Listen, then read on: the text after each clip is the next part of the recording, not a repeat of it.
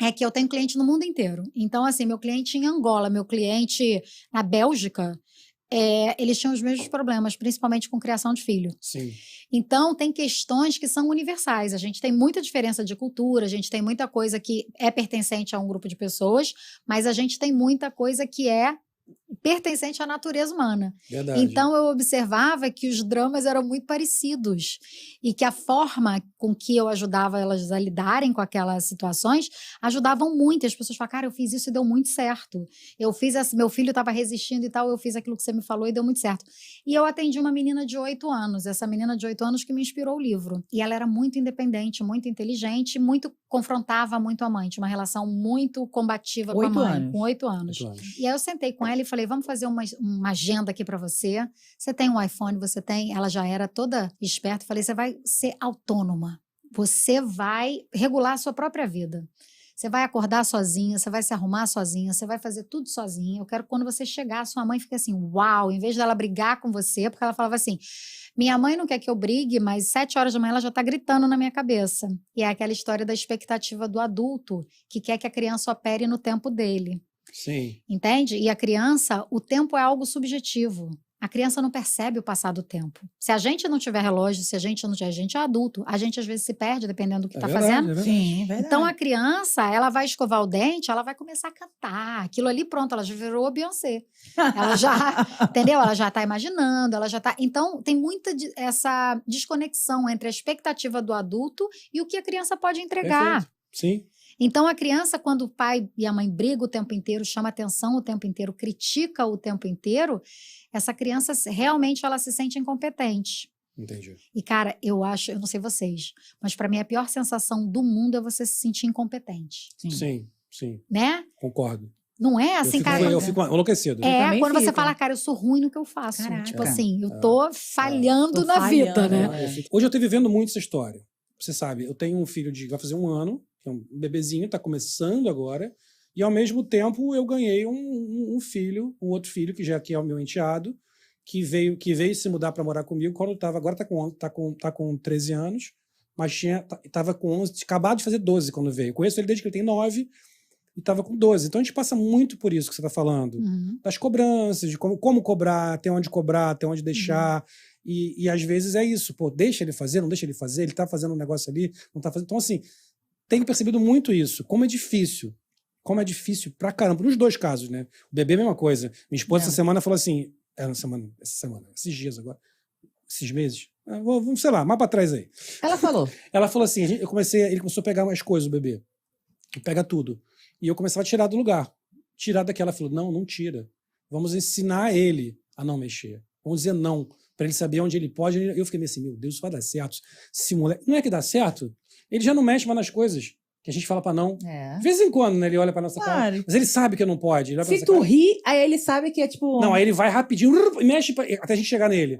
Mas ele sabe que não pode. Então, assim, é muito complicado saber o ponto. Eu estaria tirando. Ela falou, não tira, deixa ele aprender. Como funciona isso na sua experiência com uma criança, a história do empoderamento? Pelo que eu entendi, você acha que tem que deixar a criança ter autoconfiança para fazer as coisas. Aquilo, você cria estrutura para que a criança consiga fazer por ela mesma. Então, assim, tudo aquilo que você faz pelo seu filho, que ele já poderia estar fazendo sozinho, você está, entre aspas, botando um handicap nele, você está aleijando seu filho de uma certa forma. Então, a questão do empoderamento, mas aí tudo tem, no meu livro tem as idades, de 0 a 18, o que a criança pode cognitivamente fazer naquela idade, o que você pode esperar de uma criança dessa idade. Então, o seu filho não tem 1 ano ainda, ele não tem autorregulação. Então, falar para ele não é semântica, ele não sabe a origem das palavras, ele não sabe o que as palavras significam ainda. Então, é a mesma coisa eu falar, não pensa num elefante. É a primeira coisa que vem na sua cabeça. Porque o que eu falei, elefante. Sim. Elefante já vem uma imagem gráfica. Tem até uma palestra que o cara mostra um quadro e nesse quadro tem um cachimbo. E aí ele pergunta para as pessoas o que é isso. E aí as pessoas falam, é um cachimbo. A outra, um cachimbo. Não. Isso é a representação de um cachimbo.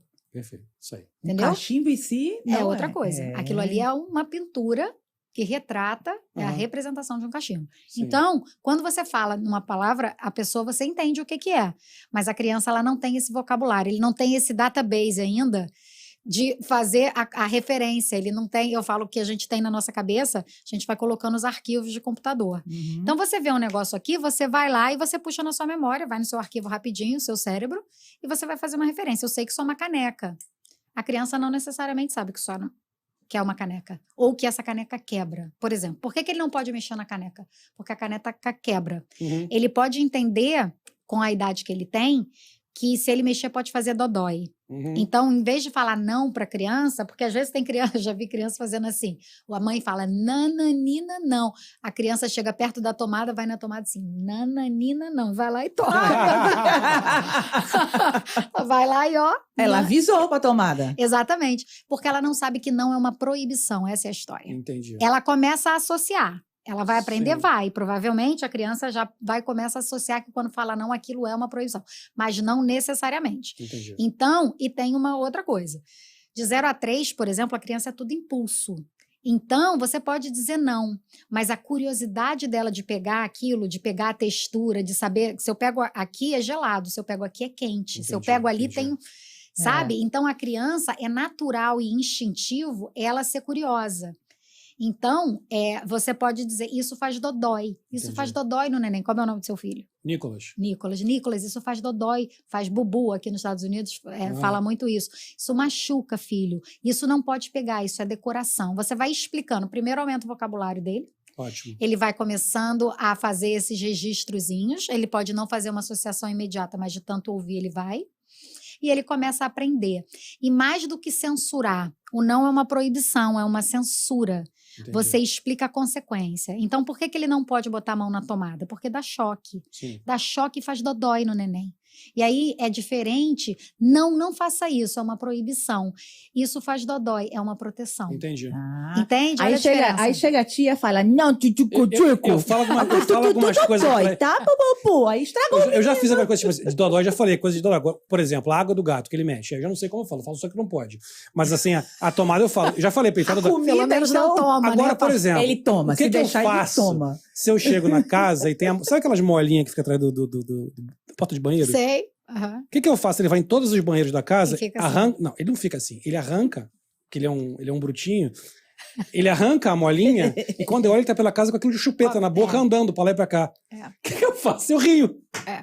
Eu vejo o bebê com aquela mola na boca assim, andando pela casa, cara. Realmente, não dá. É muito engraçado. Na Não dá. verdade, a criança, o que ela conseguir fazer, ela vai.